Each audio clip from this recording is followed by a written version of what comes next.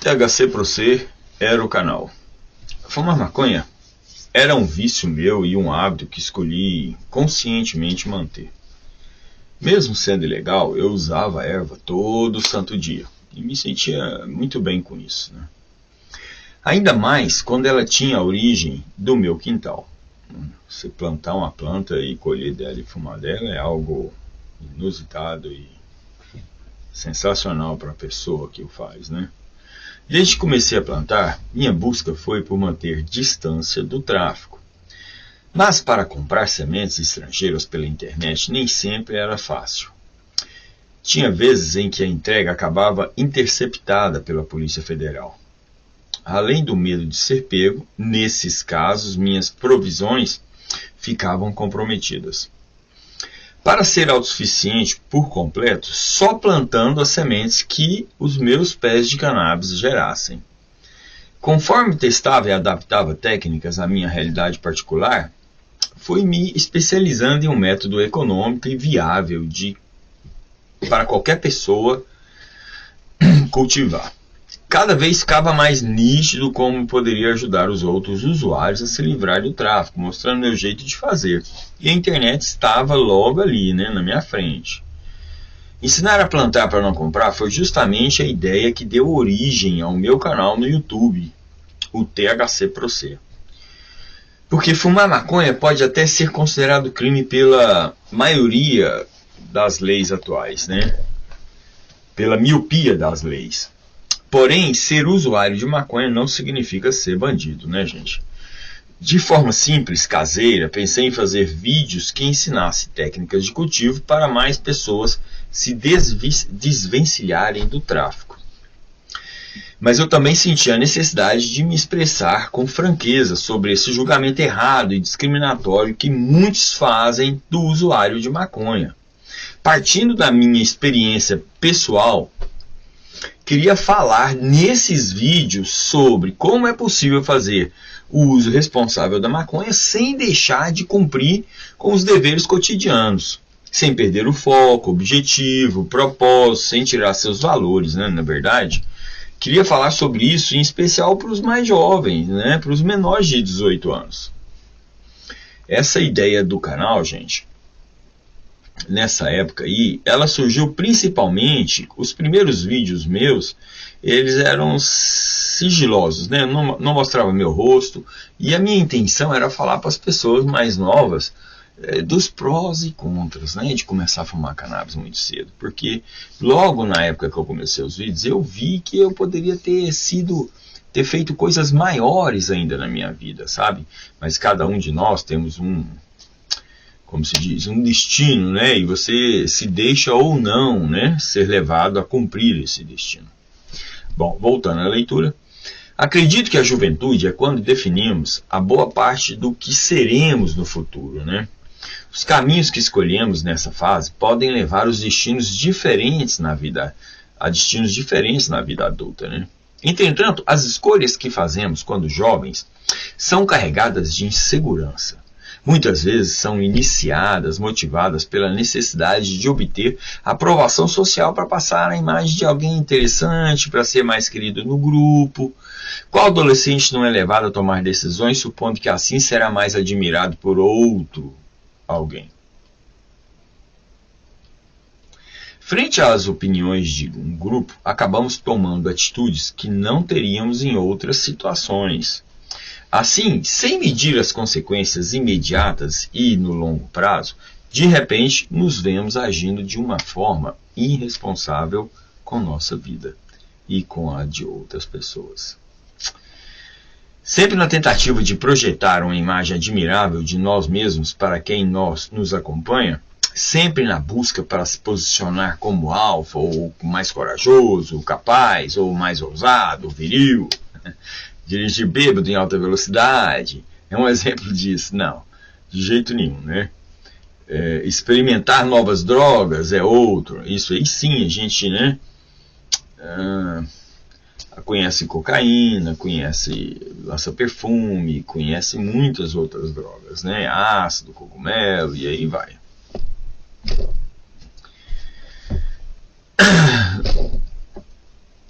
Eu como já comentei nesse livro, a história de como comecei a fumar maconha aos 16 anos, teve muito disso, né?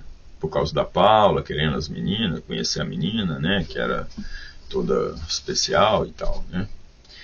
Analisando minha própria juventude, percebia já ter me colocado em umas tantas situações de risco, de maneira inconsequente, ainda que tenha mais perdido do que ganho com essas experiências, por sorte ou proteção divina, acabei sobrevivendo.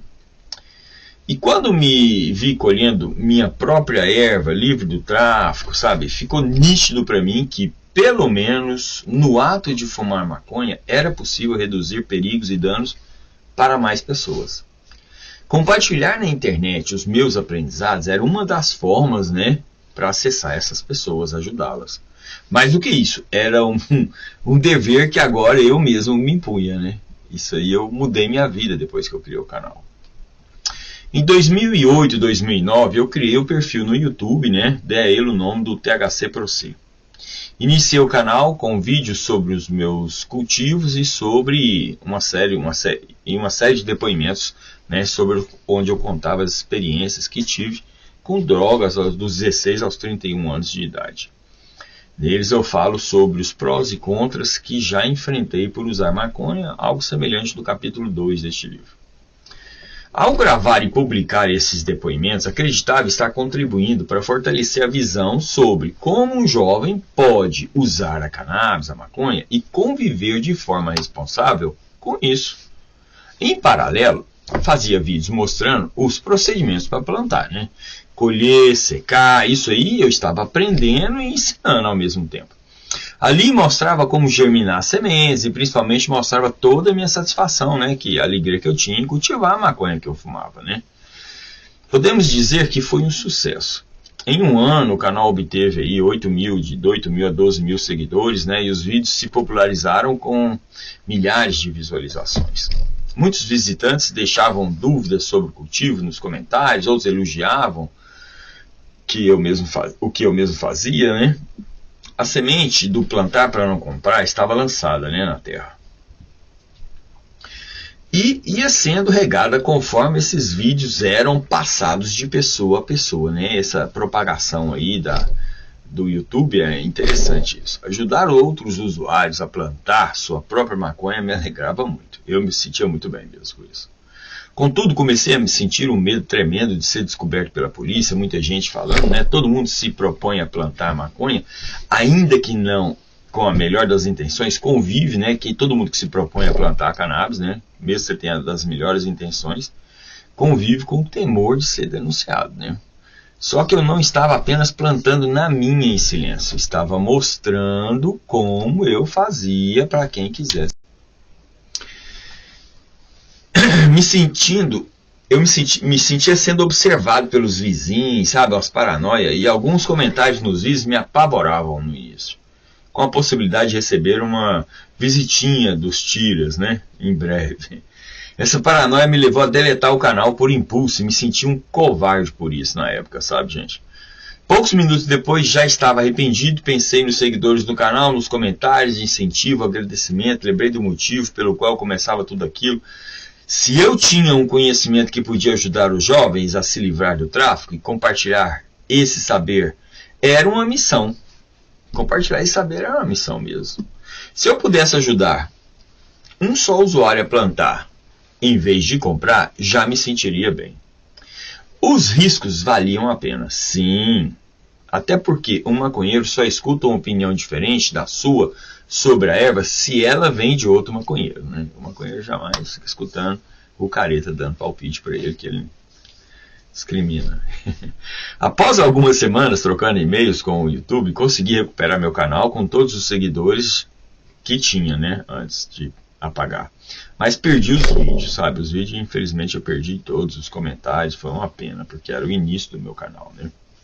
Seria preciso começar um novo plantio, levantei a cabeça e mergulhei de peito nisso, né?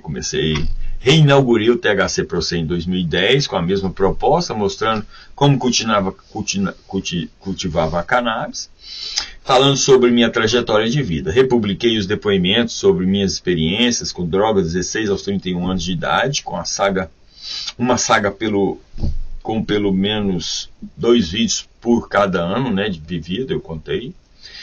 Para chamar a atenção nos vídeos, eu sempre aparecia bolando e fumando enquanto falava. Meu discurso durava o tempo do baseado. Foi uma forma que encontrei para mostrar aos espectadores que eu também era parte dessa realidade, né?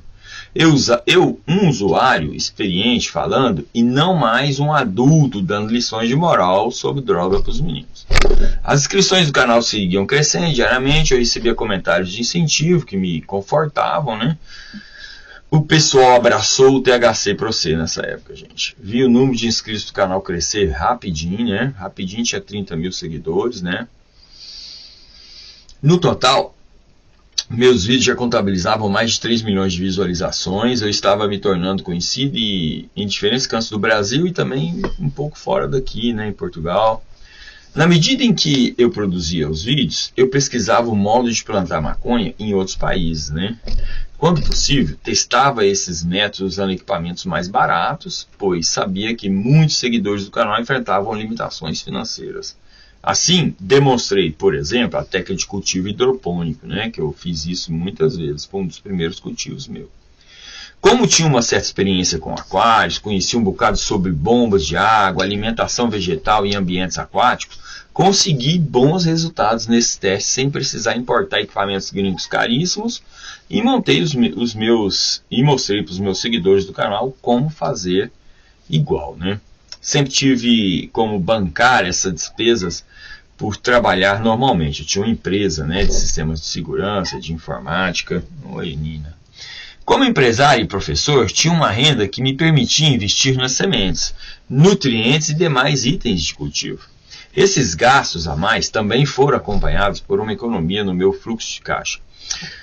Porque naquele momento eu já não precisava mais comprar do tráfico, né, gente? Eu já tinha economia, isso aí é uma grande economia. Na minha cabeça, essa conquista libertadora precisava ser de mais pessoas, né? Plantando para não comprar, poderíamos mudar o mercado consumidor da maconha no Brasil. Poderíamos detonar o tráfico e reduzir a violência que decorre dele. Poderíamos quebrar essa associação da maconha com as drogas mais pesadas, que só existe porque são produtos vendidos no mesmo ambiente e ilegalidade. Ao invés de fregueses da boca de fumo, teríamos pequenos agricultores autossuficientes.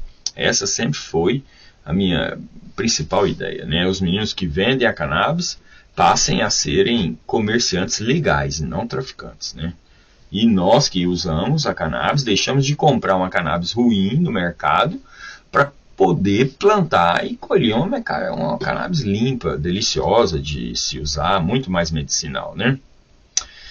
Foi seguindo essa linha de raciocínio que comecei a tocar o THC Pro C não apenas como um canal informativo, mas sim como um espaço de ativismo pela descriminalização da maconha. Meu ponto de partida na causa da descriminalização através do THC Pro C era, diga-se ainda, a cannabis medicinal. O efeito medicinal positivo da maconha é uma realidade com base científica para uma série de doenças que qualquer pessoa possa vir a desenvolver, seja ela usuária ou não. Estimulando o cultivo pelo uso medicinal, talvez eu pudesse dar minha contribuição para mudar a maneira da população em geral encarar os usuários de cannabis, né? Nos Estados Unidos mesmo, a cannabis é permitida, a maconha é permitida em diversos estados para tratar doenças, dores de cabeça, náusea, insônia, epilepsia, Alzheimer, Parkinson, né?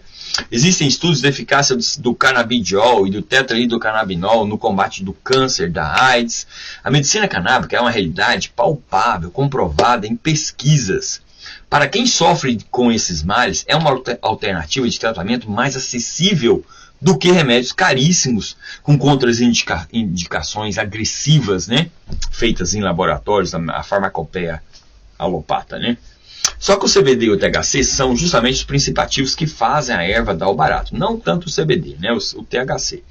Pesquisando mais sobre a maconha medicinal, aprendi que ela é idêntica à maconha que eu fumava desde os meus 16 anos. Não existe uma planta específica para uso medicinal e tudo cannabis. A diferença está na forma de cultivar e no seu no objetivo de usar, né? Na forma de utilizar. E como já diziam os primeiros portugueses que chegaram ao Brasil, nessa terra plantando tudo dá. Qualquer pessoa, mesmo as de condições financeiras mais humildes, poderia confeccionar um medicamento plantando maconha no quintal de casa, gente. Assim como se faz com boldo, camomila, alecrim, lavanda, capim, cidreira, hortelã, né? Um canteiro de terra dá para criar uma pequena farmácia que dura para sempre. Mas o que será que as empresas farmacêuticas podem pensar disso? Quais os interesses comerciais não estariam por trás da descriminalização da maconha medicinal? Não, vamos nem falar, né, gente? Juntando minha experiência maconheira, acumulada pelos anos de conhecimento que adquiria pesquisando e cultivando, eu constatava como a maconha sozinha não fazia de ninguém um criminoso. Isso é uma falácia, né, das épocas antigas. O povo acha que a maconha corrompe uma pessoa, né? A proibição da maconha é um verdadeiro crime na história, né? Além de impedir o acesso ao medicamento eficaz contra doenças crônicas, neurais, neurodegenerativas, né? Essa proibição ainda estigmatiza uma porção de usuários, especialmente os mais jovens, né, gente? E os mais pobres, né? Basta buscar aí conhecimento pesquisando aí para perceber como essa legislação já não condiz com as políticas públicas mais modernas e eficientes praticadas no mundo afora, gente. Quanto mais me informava e refletia sobre os assuntos, menos receio eu tinha em publicar novos vídeos, sabe, gente? Plantar para não comprar era minha causa e o canal do YouTube era o meu meio de propagá-la. O que antes era envolvido no temor, agora tinha sido substituído por uma causa maior, mais ampla, social, na qual eu acreditava. E eu acredito e sigo acreditando até hoje. Pelo retorno que recebia no canal, percebia que mais pessoas estavam abraçando a ideia e tentando cultivar por conta própria. Alguns faziam isso da mesma forma que eu comecei, usando semente do fumo do Paraguai, prensado, conseguido via tráfico. Outros já se arriscavam e compravam insumos gringos, né, na internet. Já na época já vendia.